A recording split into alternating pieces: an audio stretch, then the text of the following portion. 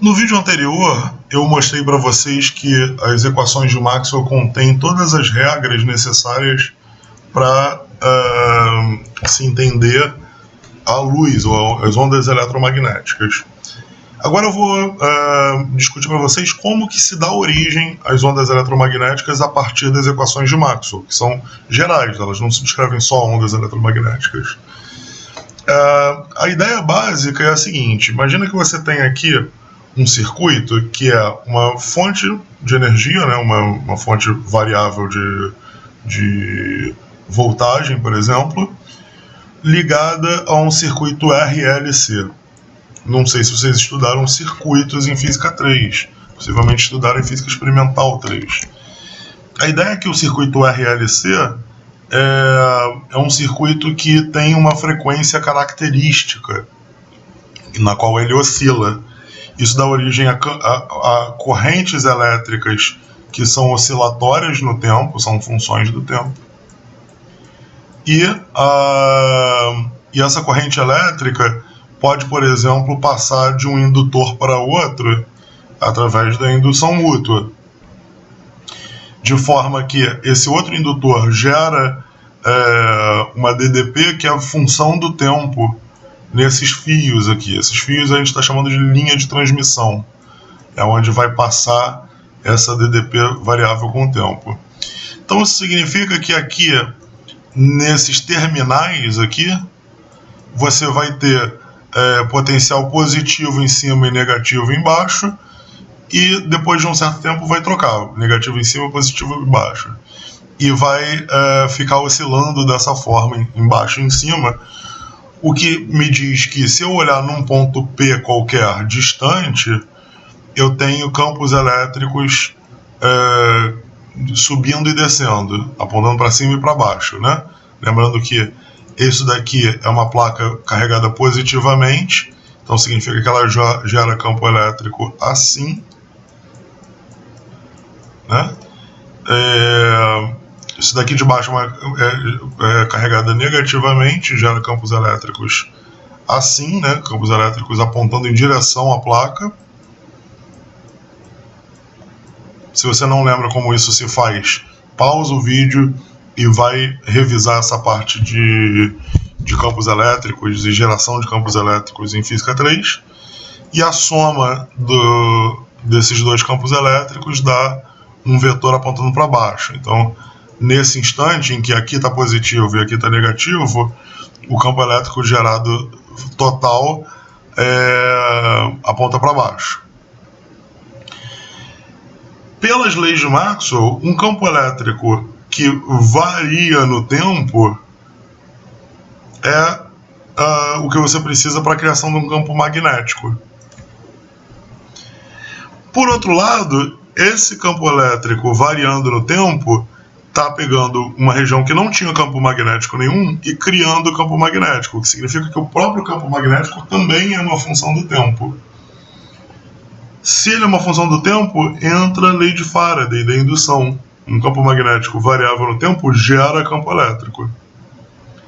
Então, o resultado final, o resumo da ópera, é que essas duas equações de indução se alimentam.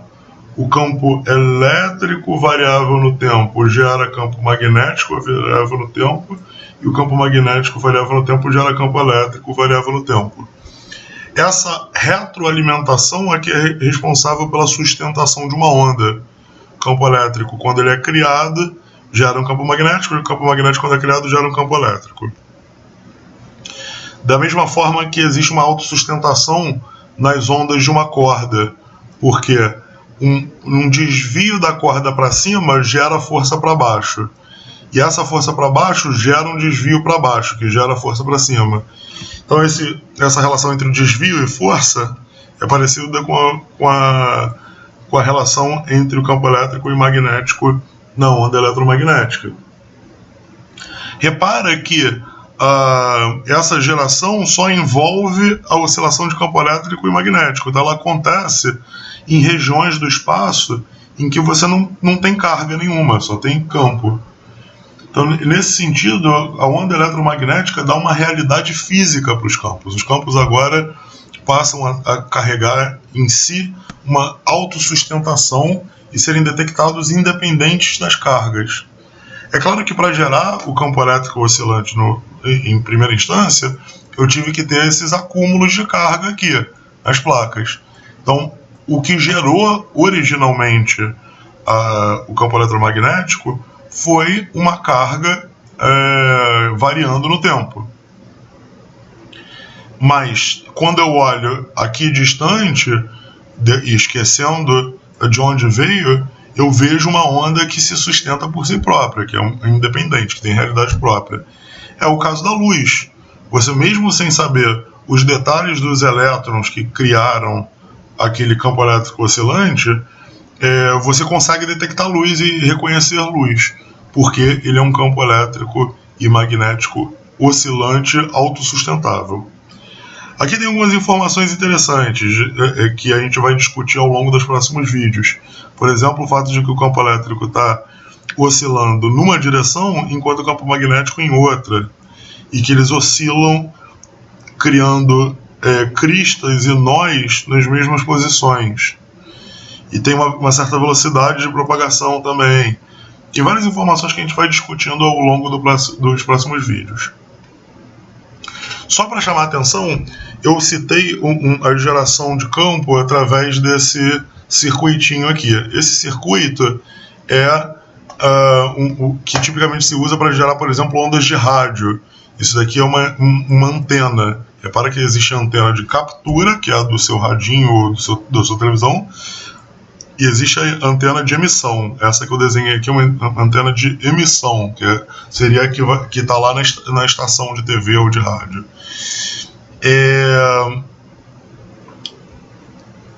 Mas ondas eletromagnéticas existem de várias formas.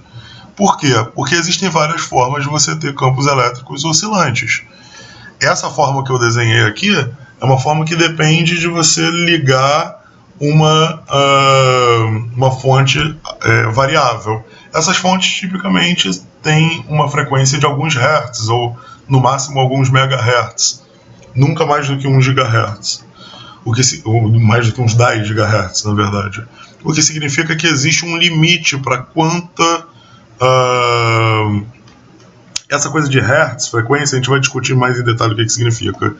Mas existe um limite para que tipo de onda eletromagnética pode ser gerada dessa forma.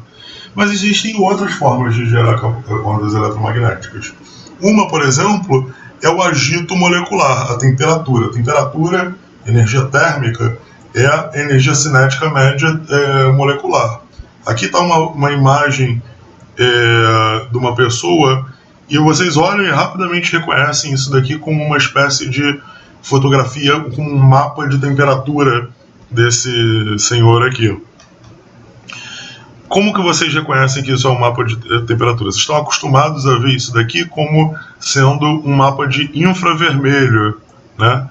Infravermelho, que muitas vezes se bota como IR, infrared, né, de anglicismo. Esse agito molecular, ele gera campos elétricos oscilatórios, e esses campos oscilatórios estão numa frequência específica, que é a frequência que a gente chama de infravermelho. Então já estou adiantando para vocês que as diferentes formas de ondas eletromagnéticas querem dizer diferentes frequências que a luz pode ter. Outra frequência famosa de ondas eletromagnéticas são os raios-x, que acontece, por exemplo, quando você aquece elétrons e bate aqui em algum material que arranca elétrons atômicos. Então aqui isso daqui é uma escala de energia do movimento, né, da energia cinética de moléculas. Isso aqui é uma escala de energia da ligação de elétrons em átomos, né, em camadas atômicas internas. Mudando essas escalas de energia, você muda o tipo de luz que é gerado, o tipo de onda eletromagnética que é gerada. Então aqui, isso daqui, por exemplo, é uma fonte de raio-x, e isso daqui é uma fonte de infravermelho.